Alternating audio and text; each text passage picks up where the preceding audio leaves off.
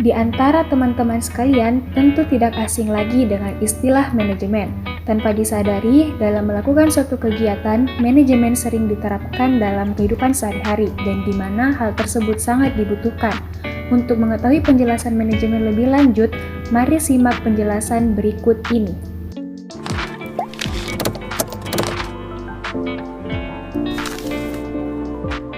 Apa sih manajemen itu? Manajemen berasal dari bahasa Inggris, yaitu to manage yang artinya mengatur, to control artinya memeriksa, dan to guide artinya memimpin. Ditinjau dari segi istilah mengandung beberapa pengertian. Salah satunya manajemen adalah ilmu dan seni yang mengatur proses pemanfaatan sumber daya manusia dan sumber lainnya secara efektif dan efisien untuk mencapai tujuan tertentu. Selain dari pengertian tersebut, terdapat beberapa tokoh ahli yang menerjemahkan istilah manajemen, diantaranya menurut Siswanto dan juga Rifai.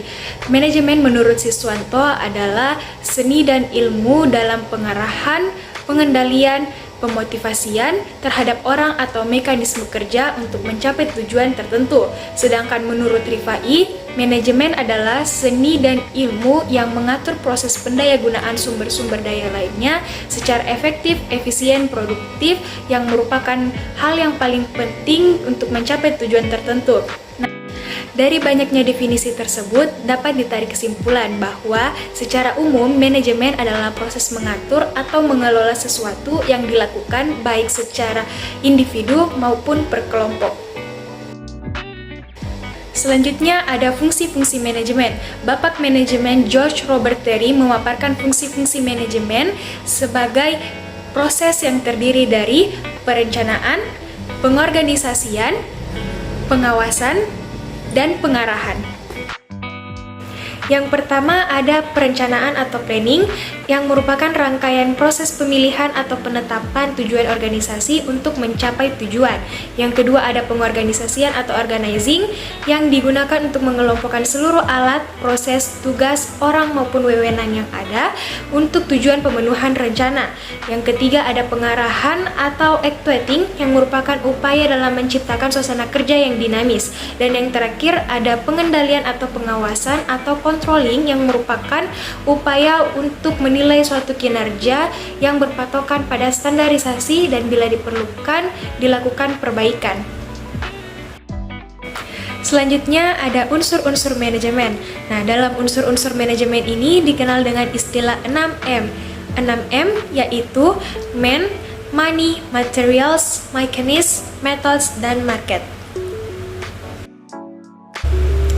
Yang pertama ada man atau manusia, diperlukan untuk hasil kerja yang maksimal, lingkungan kerja yang kondusif, serta ide-ide inovatif untuk memajukan usaha. Yang kedua ada money atau uang, di mana penganggaran dan penggunaannya harus dilakukan secara cermat, bijaksana, efektif, efisien, dan dapat dipertanggungjawabkan. Yang ketiga ada materials atau bahan, berupa bahan baku yang penggunaannya harus dilakukan dengan sebaik mungkin agar tidak ada bahan yang terbuang dengan sia-sia. Yang keempat ada mekanis atau mesin, berupa barang peralatan logistik atau teknologi yang diperlukan dalam suatu kegiatan. Yang kelima ada methods atau metode, diperlukan dalam mengatur prosedur dan standar operasional suatu kegiatan. Dan yang terakhir ada market atau pasar, di mana dengan teknik pemasaran yang baik akan membantu meningkatkan jumlah penjualan barang atau jasa.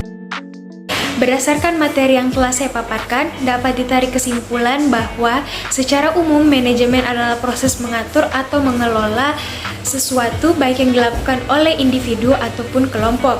Manajemen dapat dipelajari karena manajemen merupakan suatu ilmu pengetahuan yang bersifat universal. Akan tetapi, keberhasilan menjalankan suatu manajemen juga ditentukan dari kemampuan seni para ahli. Drop it.